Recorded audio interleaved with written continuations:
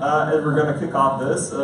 Welcome to Startup Grind Novi Sad #1. Really glad to see, well, first of all, so many friends here that I know, and secondly, to see so many new faces. As you know, like this, or probably not, this event is not about the numbers, it's about quality and about connecting people. So the whole concept is actually not to have immense numbers of people, but actually to make friends during and after the event. So one more thing to say, after the event, please stay. If you want to leave, leave, but we're going to have pancakes. So like, if you like pancakes, that's always cool. If you don't like pancakes, they stay for the beer. If not, maybe that can actually persuade you to stay a bit more. I don't know. Okay.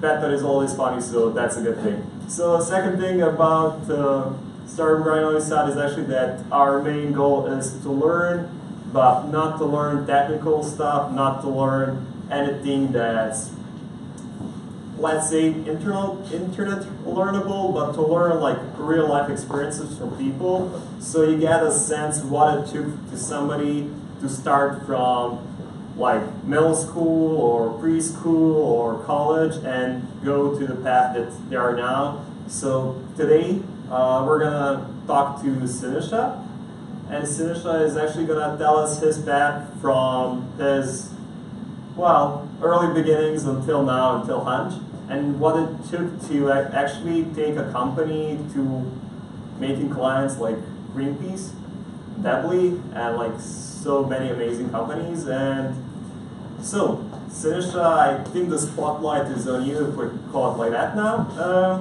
Let's start with, well, tell us a bit about yourself in general, like, where were you born, where did you live, where do you study? Sure. Before we get into it, I just want to say thanks for inviting me. Always. Super excited to be your first guest in this Startup Grind Novi Sad. It's really good you guys are putting together the community, share experiences, stories, startups, experiences, growth, all of that. So thanks for inviting me. Hey, thank you. And like, I didn't tell, but Siniša is an amazing person. I met Siniša 2 years ago. And likewise. Thank you. So it's like, buddy, fist bump. Yeah. Boom. So we, him and I met a few years ago, and we connected. And so I was born in Ljubljana, Slovenia, a small town in ex-Yugoslavia. I grew up there. Typical family, everything that ex-Yugoslavia had, we had. So we moved to Los Angeles when I was about 10 or 11 years old. I finished school there, middle school and high school and college. So, moving in Southern California, sometime during the college days, I started traveling around, and I traveled for the first time to Belgrade, Serbia in 2000. And I started thinking, okay, what is it that is keeping me in California? And started asking questions, how would life be had we moved back? We unfortunately had to stay in the United States because there was a war, so we had to kind of stay and not go back. There was really nothing to go back to. So there's always this, question in my mind, is saying, what if we, what if I don't go back? What am I missing, right? So that was the initial spark that said, let's try to explore an idea to move back to your home country. So when I was traveling, I think I was 20, 21, in 2000, I was coming here during the summertime, and it was really great. Met some great, friends, my wife, and so it was really, really great. And I was finishing studies, and I said, okay, what is it that we can do, to kind of see if it's feasible to actually do something in Belgrade, Serbia. And during that time, I think in 1999, there was, when the bombing was happening, for some reason there was some, I don't know if you can call it, nostalgia, which really wasn't granted by anything, because I never lived in Serbia, I never lived in Belgrade, but there was a specific nostalgia to say, there's something that needs to happen that, I would love to actually connect and help in any which way Belgrade improve, and the people in Belgrade improve. So that was the original thought. I said, okay, what can I do as an individual after '99 to say, okay, can I connect the West to the East and figure out, life that way? So that's what happened. I found an investor that was willing to invest in a team in Belgrade in 2004, 2004 I founded Invest. In 2005 we moved to Belgrade, and we put together the first team that started working on a product that was dealing with virtual design and construction, or the construction industry in general. So that's what brought me to Belgrade. That's how we started our first company. Was, I basically came back with an investor. We were looking at different projects, and that project was probably the most feasible project that was interesting to us. Put the team together, and we started working on building the first version of the product. And that was basically the start of it, 2005, in the fall, August, September. And why did you stay, basically? Any reasons? Yeah, so I stayed because it was fun. It was great to be with the team in Belgrade. We sort of built the product for, it wasn't a product that was geared for the local construction industry. It was more for North America and East. So we stayed in Belgrade because that's when we grew our team. In 2005, we hired people. We were going back and forth, and we kind of grew that company in 2010 until that company got acquired. In 2010, it got acquired, and then that company grew on, and now it's 50, 80 people doing projects around the world. Super exciting stuff. And then the reason why I stayed is because once the company got acquired, I got married, and I had my first child, and that was basically, it was more difficult to go back and forth at that point. And then so took a little R&R after that project, worked on, advised several different startups from that point until about 2013, 14. Okay, so basically, kind of entrepreneurial mindset now. What's the biggest pro and con from Serbia? Okay, Serbia has, I guess, many cons, but mainly some pros against US. So why would you say Serbia is maybe better or worse for actually having a tech startup here, especially in 2005? I heard so little companies getting founded. I think in 2005 the term startup didn't exist, at least in the world that we were in. In Belgrade, it definitely didn't exist. Venture capital was non-existent. Angel investing was non-existent here. So it was really new. And I remember at that time that some of our founders were from colleges, universities.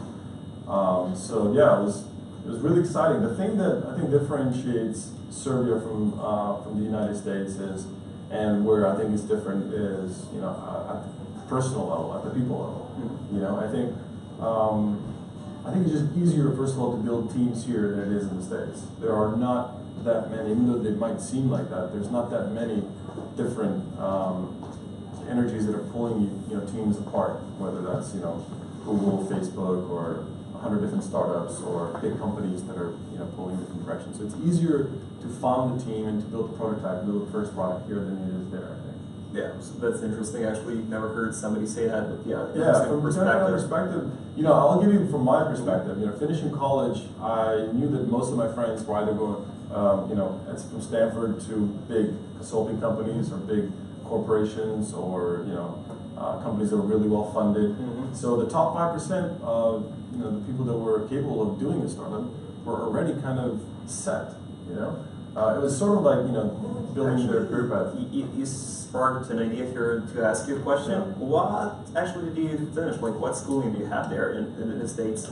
Yeah, I finished in California University. I started with computer science, and I did that for 3 years, and then I also did information system decision science, which is sort of like management of IT.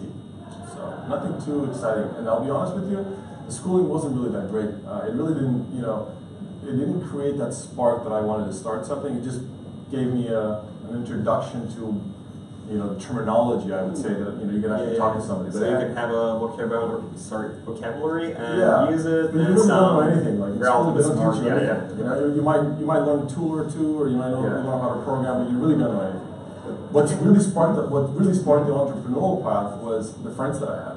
Right, so coming from Southern California, naturally we were surrounded by people that were really well off, with families that were really well off. And one of my friends who's from Saudi Arabia, he was born thinking that he's an entrepreneur and he will be an entrepreneur. There is no other course of action for him than to be an entrepreneur. Whereas me, coming from this part of the world, we were sort of said to I don't know if you guys read the book Rich Dad Poor Dad, but it's okay. We all have poor dads in ex-Yugoslavia. There are no rich dads. And I don't mean that in a condescending way. I just mean like the mentality. It's like you got to go to school, you got to get your education, you got to find a job. It's a good job. You got to work. You got to bow down and just plow, right? So that was the mentality that I was brought up with. And then so meeting people of different cultures with different aspirations, with different ideas, was basically saying, okay, if this guy can do it, why can't I do it, right? So that was the initial spark that said, okay, wait a second, who's crazy here, right? I mean, he's copying me on midterm exams in school, but he thinks that he can build a company and grow his company. Why do I have this mental blockage that I can't do that? So that was actually the initial spark that got me to start researching to say, okay, where can I build a company? And it was, you know, to build a company you need a team. And where is it easier to build a team there or here? I had friends there, but you're competing, like I said again, against forces that are much greater than what you can control. So that was the idea: is to come to Belgrade and find a team that you can build your company with. But like you said, only the upside. Were there any downsides to being here? Like especially 2005. I'll be honest with you, I didn't see any downsides. Okay. Especially for early stage companies, I don't see any downsides. Now looking back on it, yes, I mean you could have maybe a faster learning curve, maybe better mentors. But when you do it the first time, you kind of have to go through, and learn everything yourself. All right. So in that regard, I think maybe the downside is, in general, in this ecosystem of startups here, is that you don't have a proliferation, or you don't have a constellation of people that have done it before. So that's probably the biggest downside, is that you can't grab coffee with somebody that's built 5 companies. And his father built 5 companies, and he's like the 3rd generation of like building 50 companies, right? So that knowledge transfer is really what's sort of missing here, I think. And I think those people that have that experience here are not really willing to share it. And I think that's I kind of notice the same thing. People are shy to share it, or like they think their knowledge is so vast that it's gonna bring them, like they don't like sharing things because they feel threatened by other people in some sort of way, and we're kind of tightened up, not an open society, which kind of we're definitely a more closed society than the United States. I think California in particular is super wide. I think transparency there, and everybody has that win-win mentality. Versus here, I think it's more prevalent to have a win-lose mentality, and that's sort of, I think, the setback. And I think that's changing. I think the ecosystem is changing in that regard. That people are being more altruistic, and they are helping others without any kickbacks. So I think that's happening. I think especially when people go and they experience different cultures, they come back and they share that, they have an influence, and that serendipity changes. So. Yeah, okay, so good to know that. It also, like, I don't know if you'd like to share that with us, but on the personal side, I know you have 3 kids, so how does that feel, having a startup with 3 kids? Yeah. Is it a tough job? It feels natural. I mean, you have to have a partner in crime that can handle that. I think that's, the reason why. My wife is, great, and she's the one that handles, 90% of that, so really can't take any credit for that. But it's a bit of a personal question. So I've got 3 boys. They're age 8, 5, and 3, and they really, at certain times, it's interesting because you think that they actually drain energy, but they actually give you more energy, which is sort of an oxymoron in a certain sense. So I'll give you an example. When I didn't have my first child, and I had the first startup. Startup was basically a 24/7 preoccupation in your mind, and you're constantly thinking about what could you do, what you're doing. I think when the first child came, he basically came in and sort of reset my mind for that 2-3 hours a day. So it actually refreshes you. It's kind of interesting. So, do you learn anything from your children for startups, or all the time? All the time. I think it's a cliche. Yeah. When I think that this is particularly related to startups, but when you see kids like fall 500 times during the day and they get up, there's really no excuse for you not to get up every single time you think you fail, whatever the task is, whether it's a smaller task or a big company. You're like ingrained to actually be positive and go forward. So I think that's what I take out of it. Yeah. Well, I see your happiness every time we mention children, and I see that they're a motivator. I wanted to ask a question, so thanks for sharing that, because I guess some of us here are kind of planning there and always wondering, does a child... You just gotta dive in, you just don't think about it. It's your plan, You know, that was in our plan. You just don't think about it, how it's going to affect you. You can manage it. It's possible. It's doable. It's totally normal. So it's difficult, but it's not easy, but it's doable.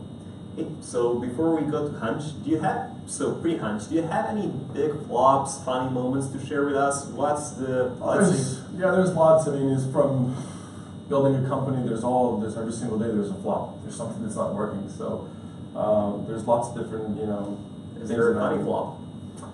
I wouldn't say that. I mean, can't think of one that supersedes all others. But day to day when you are building a startup, you get to know people at a different level, and maybe it's too personal to share some of those flops. Okay.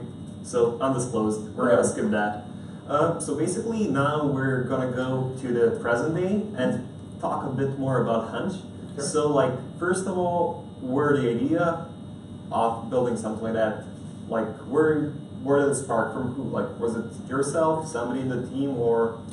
Yeah, I think it was an itch. So before this, I worked on a few other projects that I was helping other startups, and so sort of managed an advisor role, led a team that was doing certain things. But there was sort of an itch that we wanted to do a startup again, and you always kind of have to wait to find the right team, And the team that currently is at Hunch, I worked with them for a few years as a client, so they were working with me. And then they basically decided and said, hey, we want to start the startup. We'd like for you to be part of it, lead it. So it was a pretty easy decision, to be honest with you. It's we said, okay, let's drop the day-to-day outsourcing projects. Mm-hmm. Let's try to focus on one project that's our own. And so that's how we started. And it wasn't easy. I think that shift was really difficult for the team because they were in an outsource mode for many years. And it has a toll on you. It changes your personality, perception, and what you can do.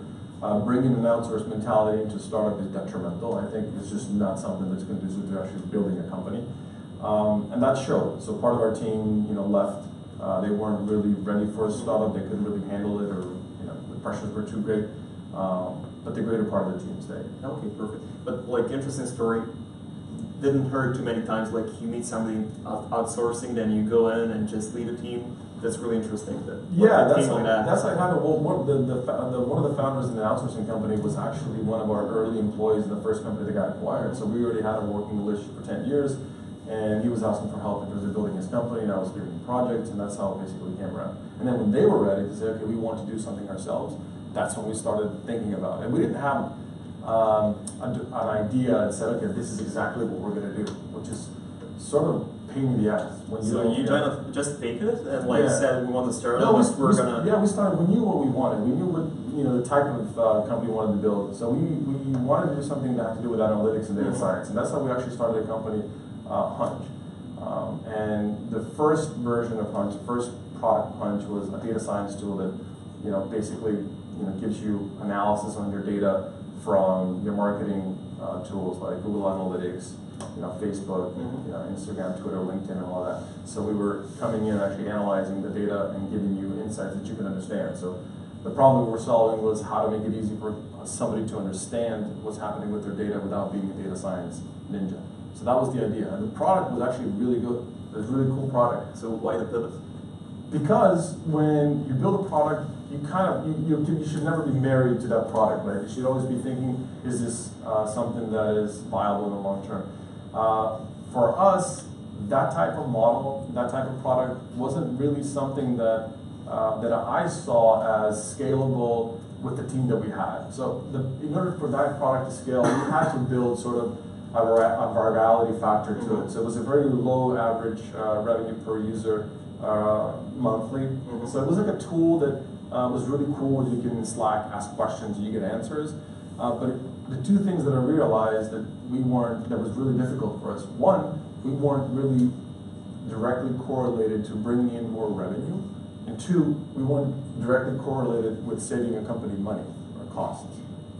And those two things, you realize that then it's really difficult to sell your product, right? So that was the thing that we found it was difficult for us to talk to customers, and they were really happy about the product, and they were asking questions, and all those companies that you mentioned, Weebly and Greenpeace and 400 other ones, they all use the product, But for us, it was just too much of a long-term game to try to turn that product into a revenue-making machine.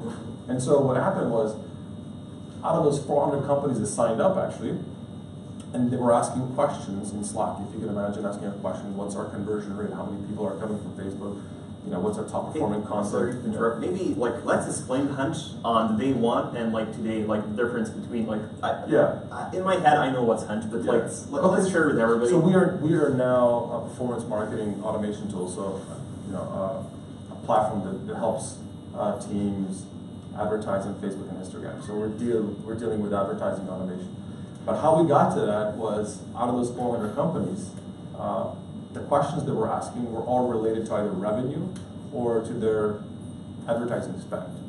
So those are the questions that we're asking. And we had to do customer development. So we would talk to clients and agencies, and they would say, oh, you know, I don't know what campaigns are working, and I don't know, you know, what my return on ad spend is, or, you know, I'm having trouble with Facebook's and, you know, doing campaigns on Facebook. So you start to listen to your customers, and they basically, out of those customers, there were really about 10 or 15 big spenders that had over $1 million in monthly advertising spend.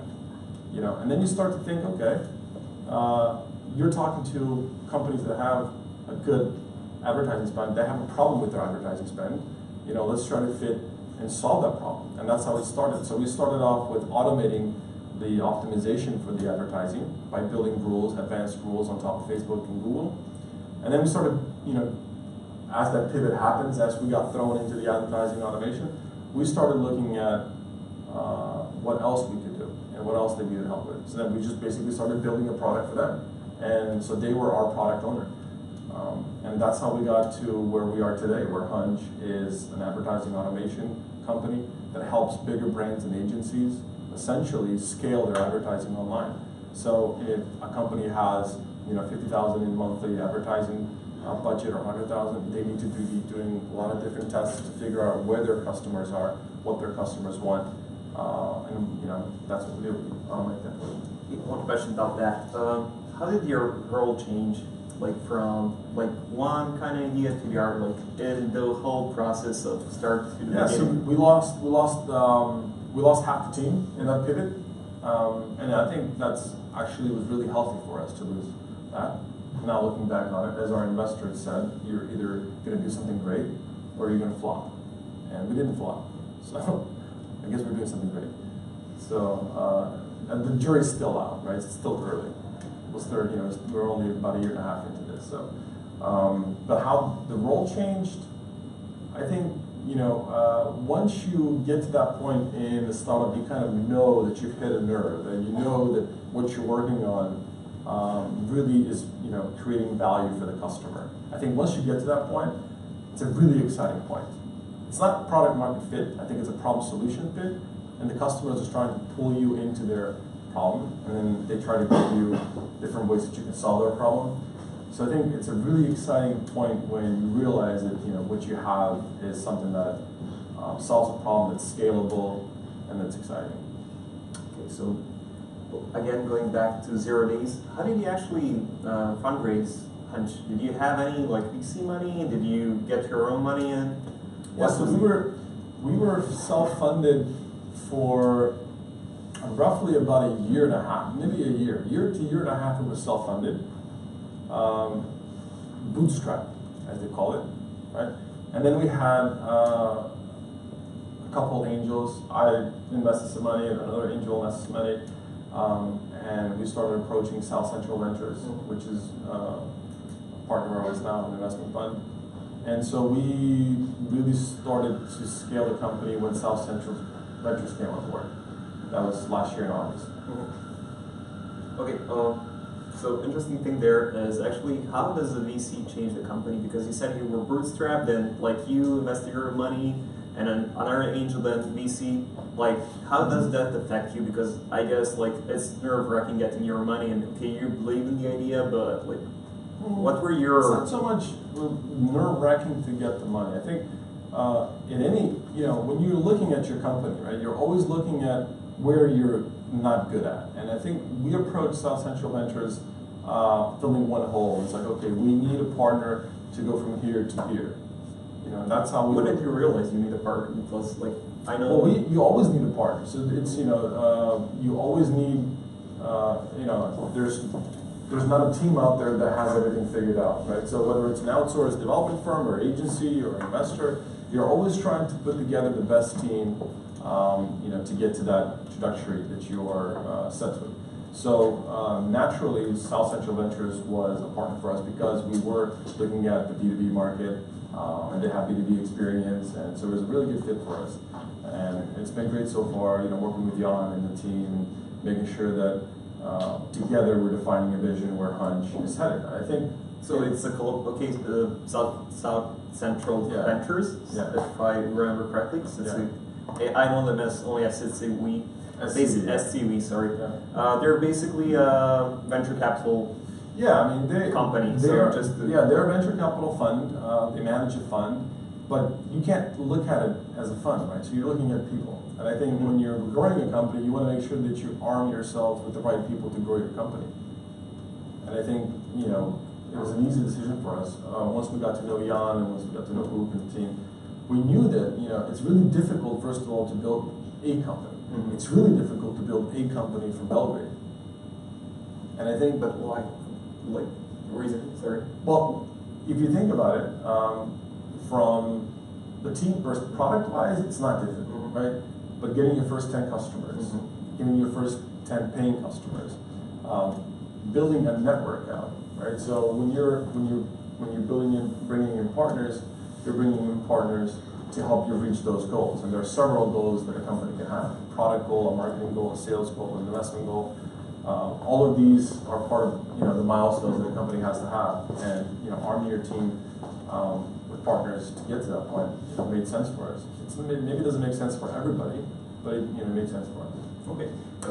Actually, can you tell us about your first customer, paying customer? Do you remember them? Yeah. What was that like? Like having the first one paid us, so first cash in on Hunch. Yeah. So we had several paying customers at once, but let's try to rephrase that and say which first customer is the customer that came on board that we felt was a great customer persona to scale on.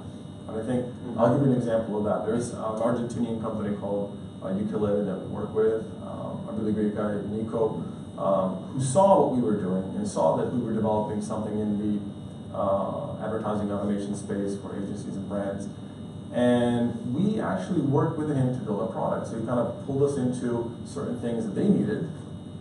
So they were a paying customer, but they were also kind of sort of the product owner of Hunch, which we consciously made a decision for that to happen, because we said, okay, as long as it's in that trajectory course that we're setting, it's fine with us. And that was actually a pretty good win for us. It wasn't so much in terms of revenue, although it's substantial, but it was really about the knowledge transfer, mm-hmm. and knowing and understanding the problem set, and how do we build that company around that problem. And I think that was, a critical point in our young company's life, because once you have a customer, and once you have a really great customer, they can open doors for you, and you can see where that product can go. I think that's really critical. So do you have a favorite customer?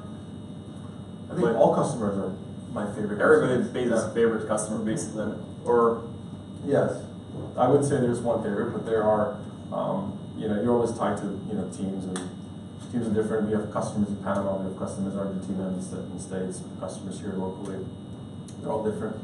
So any local companies that you can mention, or or something interesting there, like what's happening there, like an example of what you're actually doing locally? Yes, yeah, exactly. So we are locally. We are looking, because the things that we do are sort of advanced automation for brands and agencies. So by default, we are looking for partners, or we're looking for clients here that need what we have.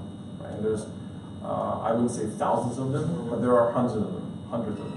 So we, in the past few months, have onboarded large marketing agencies and brands, biggest agencies here, biggest brands. So one of them is Direct Media, the other one's Gigatron, who we just had some really great success during the month of November.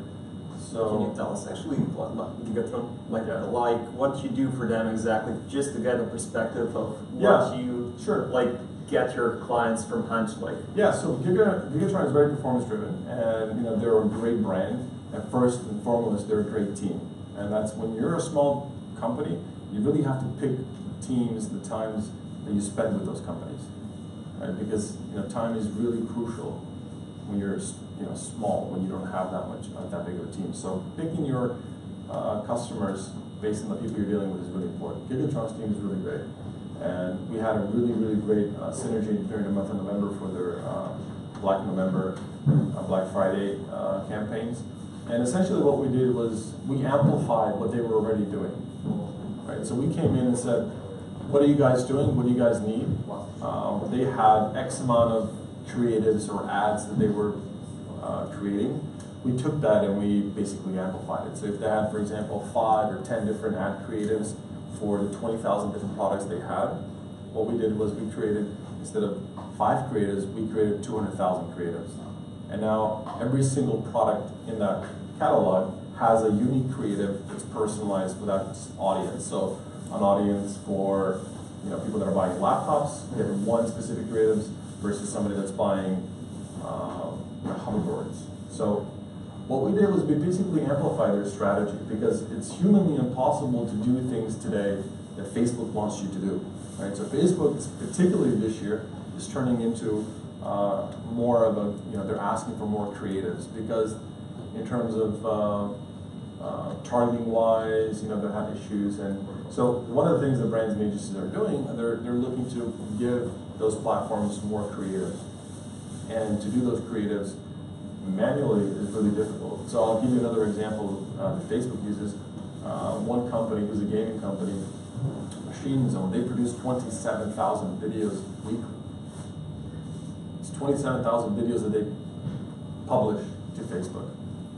Right? So that gives you sort of an indication of what you need to be doing in order to be successful on Facebook. So if you're doing 1 video or 2 videos versus somebody else doing 20,000, it's like bringing a water gun to a fight. Right. So that's sort of what we did with Gigatron. Is that okay?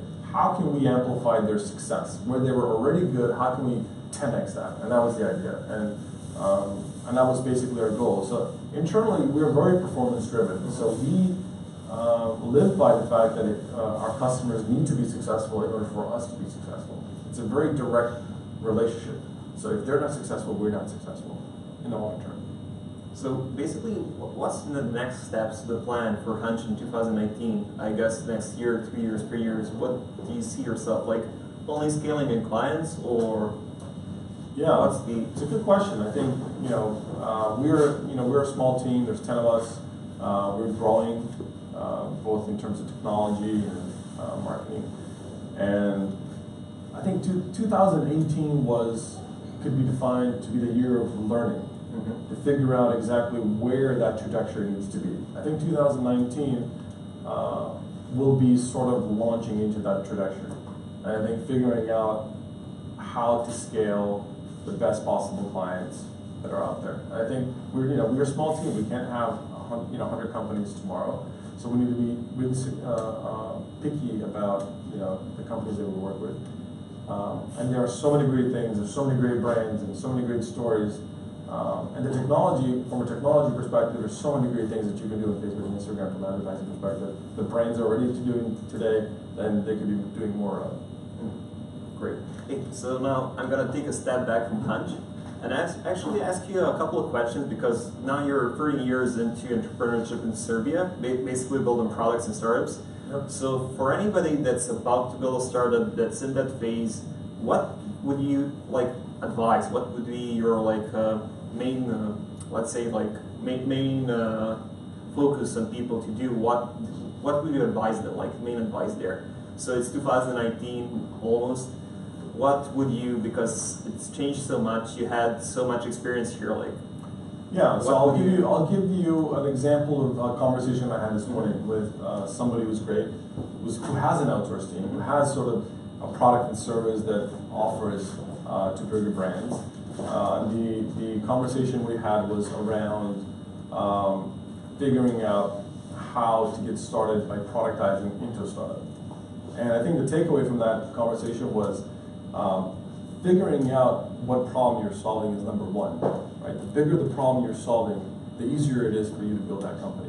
Right? So three things that are at place at forces at any given moment is you have the product, team, and market. Right? So those three things need to be working in sync. So the biggest of the three is the market. Right? So and the market in the sense that even if you don't have a great product, but you have an okay team, but the market is there, the market would pull you into that. And that happened to us actually in the first startup. We had a good team, the product was okay, but the market really wanted what we had. And then we had to build that product because they were asking for it. So I think the number one, or the uber learning from a startup perspective today when somebody's looking at it, is to really do a good job of figuring out where the market is headed. Because there's a saying that a tide rises all boats. And if you have a boat that's parked in the right tide, right, however buggy your product is, or however shady your team is, if the market is there, if the tide rises, your boat will rise. The question is whether or not you will be able to build that boat, and go forward with it. But I think that's the number one thing, is to try to be strategic about what space are you launching your product into, and really think about it. I mean, like, really think about it. So basically, market is the prime thing. Yeah, you think about. Really think about, what are the market dynamics at play when you're building that product, right? If you're just building like a side gig and you're building a tool because you're interested in that tool, that's one thing. If you're building a company, if you want to launch a company, you really want to make sure that you're launching it into something where the market will eventually pull you in. And that's what's happening to us in the first company, and that's what's happening to us today. Like, the market is pulling us in different directions. Companies want what we have, and they want to customize what we have. So I think that's the number one thing. How do you do that? I don't know. There's, depending on the market you're in, you need to be figuring out how to personalize your story for that market. And the conversations today was around knowledge management, and it was around employee engagement, right? And the conclusion in that story was, pick one problem. What's the biggest problem in employee engagement today, right? Where is the biggest problem? And you said the biggest problem today is probably IT. It's in the dev world. It's keeping developers engaged, or keeping developers at the companies. So I know that there's big budgets for companies to keep their developers at bay. Yeah. So if you go into that, if you personalize that, if you launch into that space, I'm sure something great will happen. Okay, so a great idea for startups, something to make something to keep people in companies, and not work only about like happiness, but truly like developing people. And developing, engaging, developing their careers. Because every person that leaves a company, they don't leave the company, they don't leave the brand. They usually leave the first line manager, or they leave the team, and so the brand needs to step in and say, okay, how can we engage that person? How do we know that he wants to leave? Right? So that was the idea this morning, was okay, launch your startup into the biggest problem that you can figure out today in employee engagement. The biggest market is here in Serbia, and also worldwide, is IT, right? So this is gonna be not a tricky question, but maybe a delicate one. So you're from Belgrade, you're in Novi Sad now speaking. What do you see different, like objectively, what does Novi Sad lack? What's Novi Sad better than Belgrade in technology? So like, do you see any kind of differences there in the two scenes? Because I think most people kind of have their perspectives. And as I said, this is a tricky one, so now... Yeah, there are far greater advantages to building something in Novi Sad than it is to building something in Belgrade. Interesting. Yeah.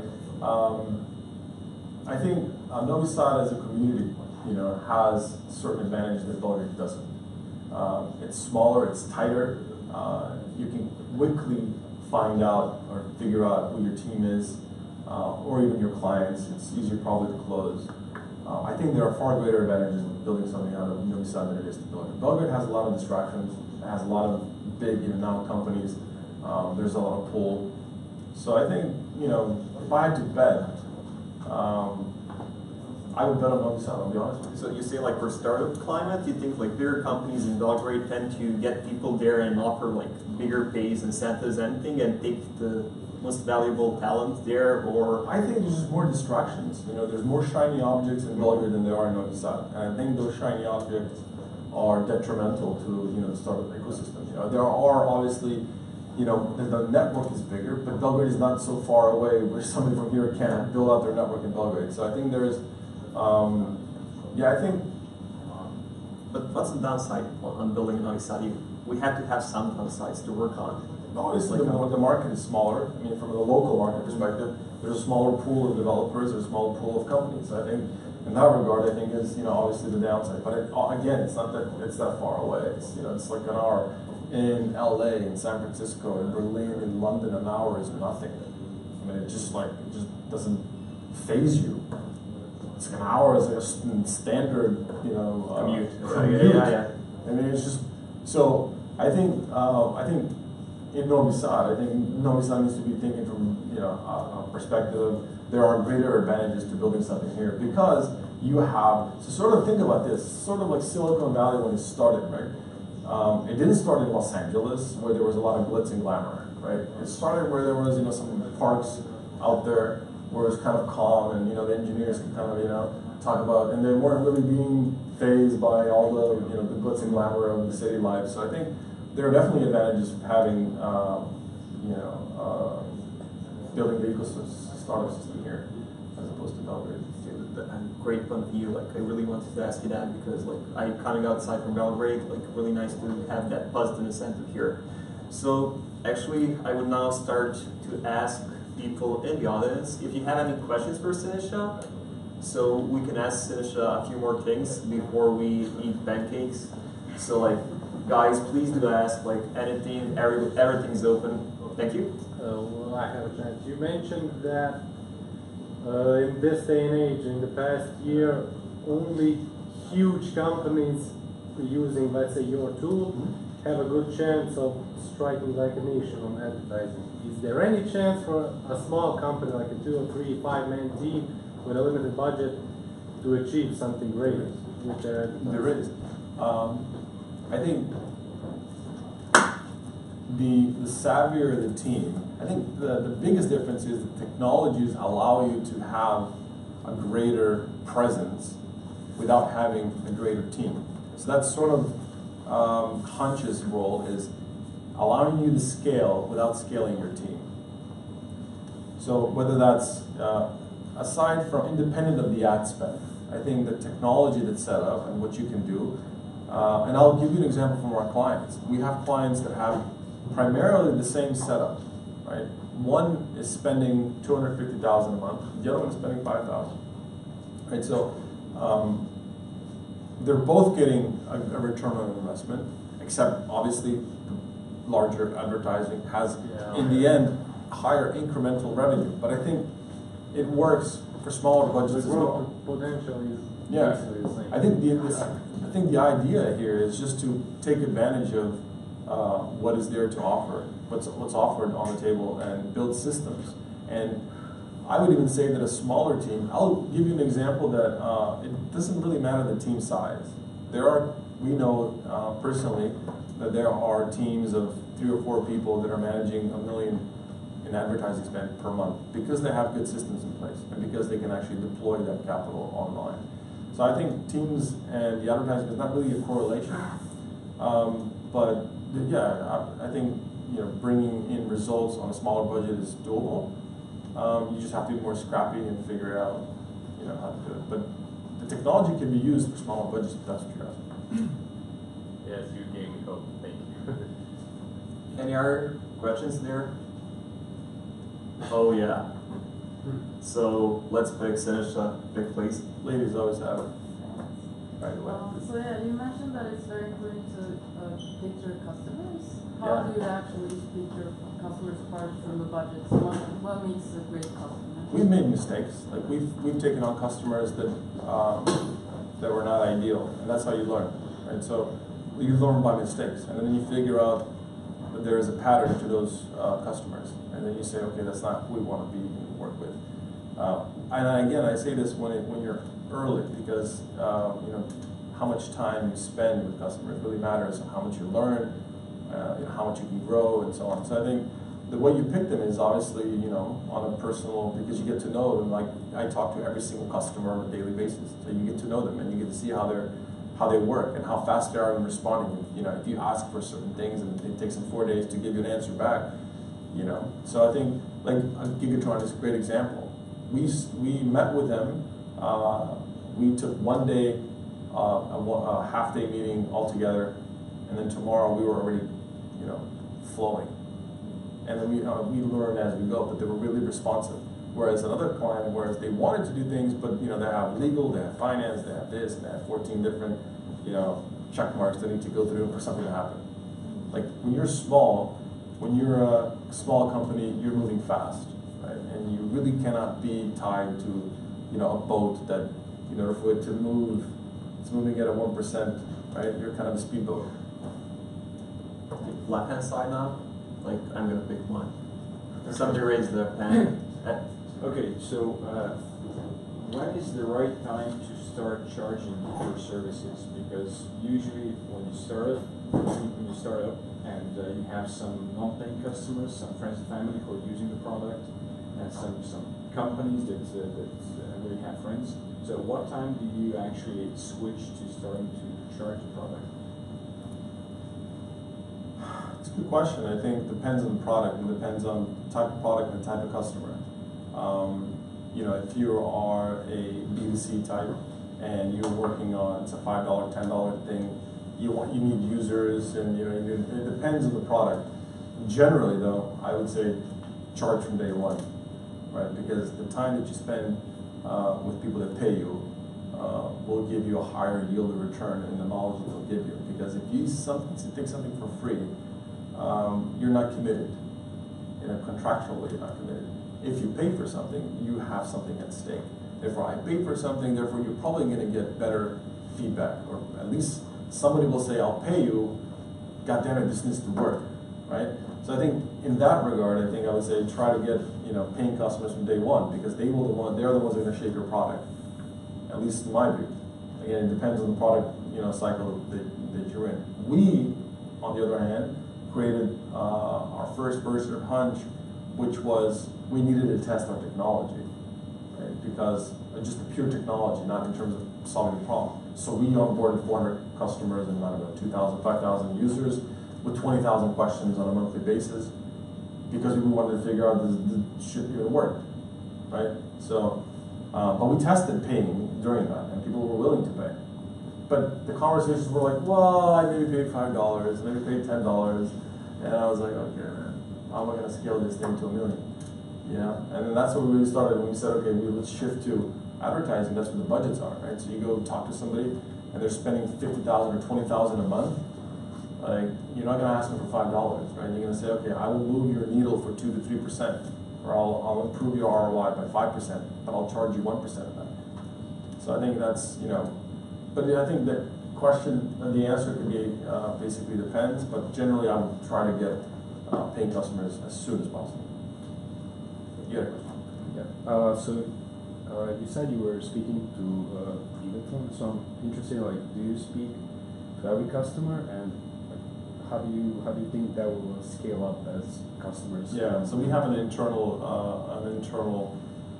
I don't want to call it a mission, but to visit the first 100 customers, right? So that means I'm going to have to go to Panama, I'm going to have to go to Buenos Aires, I'm going to have to go to London, I'm going to have to go back to LA.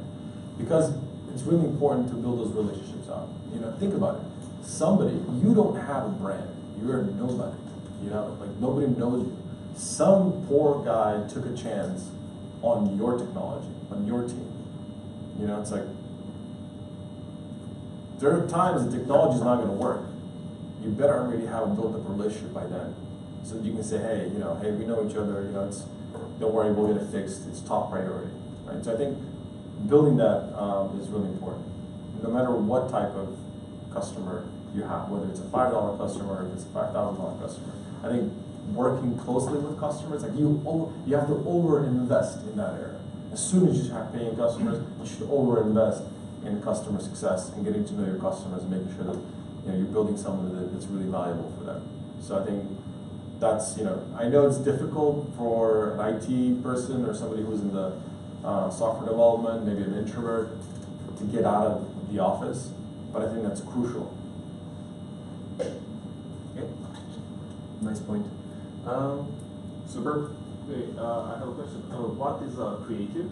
You mentioned there is a creative, and you also mentioned that 27,000 videos a week by a company. So what's the point? I mean, what's the difference between those 27,000? Yeah, I'll answer both of those questions. Creative is basically what you see when you go through the feed. It's an image or video, right? So those two types of creatives. And then when we say creative, you say, okay, the elements that are on the images that are out, the elements that are in the feed. To answer your second question, the 27,000, this is actually by Machine Zone, is a top leading gaming company that have X amount of brands in terms of games. And what they did was, if I remember correctly, they actually had videos that were targeted, so you were at level 9, let's say, and they would generate a video from level 10, right? And then they would serve you an ad and say, okay, here's what's waiting for you next. And based on the gameplay, so they would take the gameplay, turn it into an ad, and show you an ad based on where you are in the lifetime and the customer journey. That was, I think, from what I remember. So the creative in that was generating videos, different types of videos with different types of creative in terms of both copy. You know, so I know that, you know, like other companies change copy based on personalizing it to the location, to a specific user. So that's what that means in terms of creative. Any others? Good. When, in your opinion, is the right time to speak to a VC? I think you should talk to the VC as soon as you have an idea. You know, I don't think that, you know, this whole notion of, hey, you should talk to when you have, if you are, you know, if you have something to talk to them about, then you should talk to them right away, even if it's an idea stage. The great thing about it, think about it like as a relationship building, right? So, and I don't mean like trying to get the VC's time to go like to lunch or to coffee, like meet them at an event, talk to them like for 5 minutes, you know, here and there. But I think building that relationship is really important because you'll get to know, first of all, that VC has seen 1,000 different companies. He will give you at least one good point in that discussion. So that's number one. Even when you're thinking of an idea, he might say, dude, I just saw 5 ideas, there's no way this is gonna work. Right? So that's number one. The second thing is he'll give you ideas of how you, what's the next stage for you. Right? So the worst thing you can do is, you know, be in a position where you are building your idea in your own, you know, sphere, in your own, you know, office or home, and then try to go out when you have a really need for capital. So like a personal need. Well, let's say you've, you know, gone into debt and you really need the money, and then you try to go out, and then it's going to be a really frustrating process for you to actually talk to that person, because then you're needy, then you're basically, I don't want to say desperate, but you're like, okay, you're putting all your eggs into one basket. So I think working that relationship and building that relationship is really key. And I don't mean that just for VCs, I mean like mentors, clients, whoever's in your lean canvas, right? That's who you should be talking to all the time, from day one, right? So if it's a VC or if it's a client, then it's really not stopping you to have a conversation. If you're asking when you should approach to raise, I think you'll know. You know, when you have something, when you've shown that you've, you know, put together the team, that you've got the product, you've got the market. If you're a first-time founder, like if it's the first time you're building it. But I think you should. I mean, as a founder, you should always be pitching. Whether you're pitching to clients, or you're pitching to VCs, or you're pitching to your team, you're always pitching. There is no downtime. You're always pitching. You're always selling. You're always trying to get that developer to join your team. You're always trying to get that client. You're always trying to get the VC. You're always trying to, you know, get into the PR or news. So I think I would start day one. Go ahead. Yeah. So I wanted to ask if your company, Hunch, has any dropshippers as clients, and do you work with them? Yeah, actually, we've thought about that, and there are. To be honest with you, right now we don't have drop shippers. I'm trying to think. We work with agencies that might have work with drop shippers, yeah, but we don't have direct contact with drop shippers. It's, you know, I think they have a need for what we do.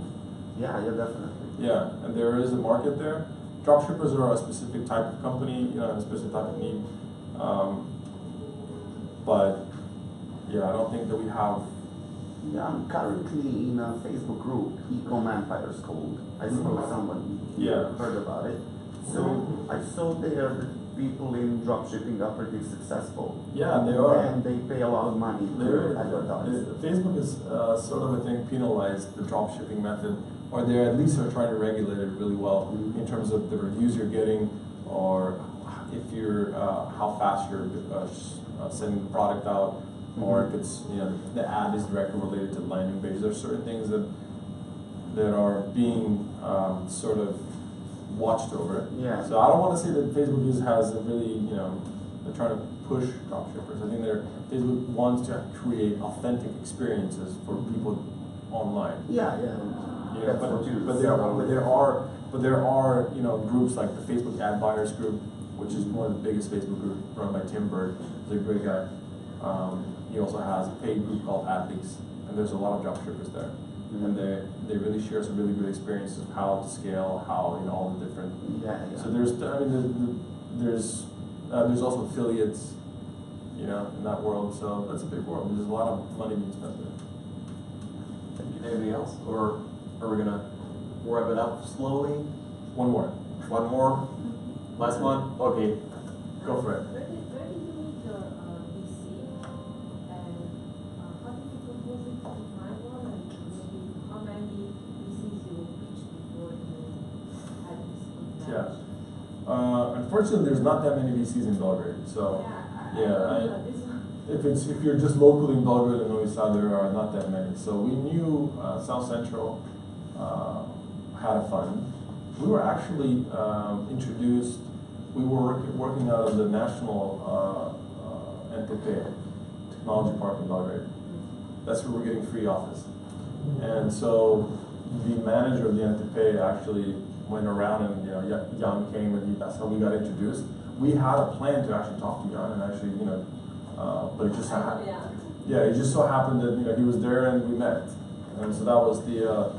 I think it's less important how you meet him. I think it's more important that when you meet him, you leave an impression that there is something there to go forward. But there are, I think, the investment the investment climate in Belgrade, I think, is rising. Specifically, when you look at 2005, when we first started that company, there was nothing. There was just zero. Now I think it's. Yeah, it is.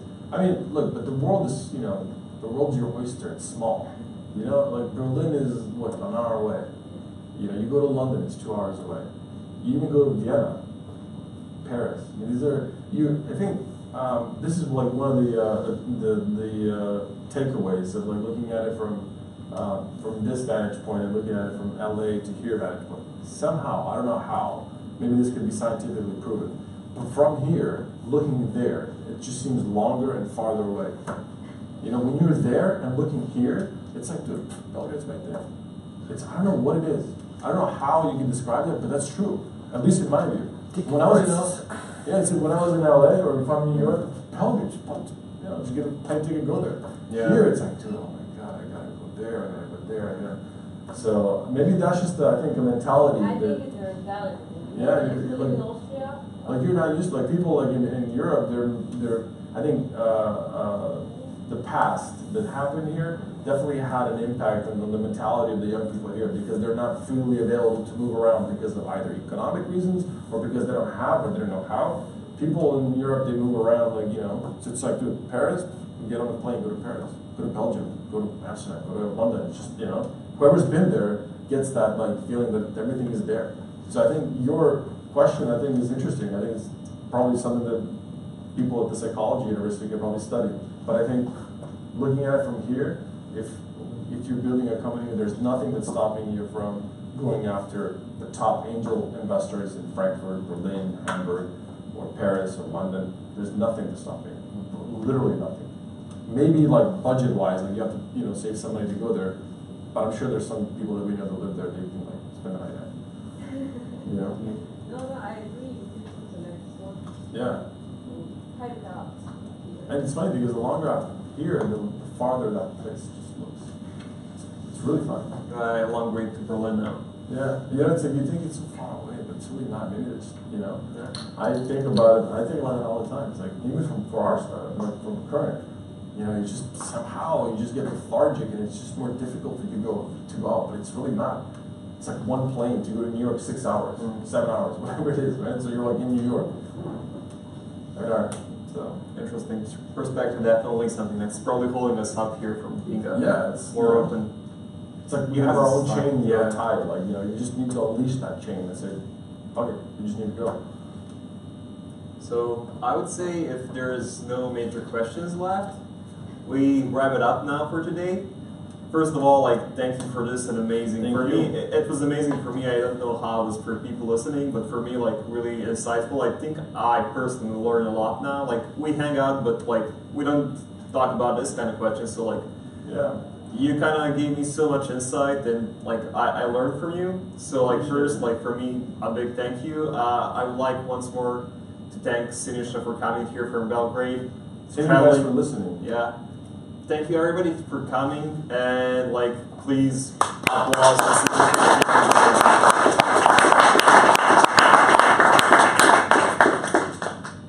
Hopefully we see each other in a year again, in a different perspective. When you get over 10 million in revenue. Yeah, we can make that. If by the end of 2019, that would be a really good year.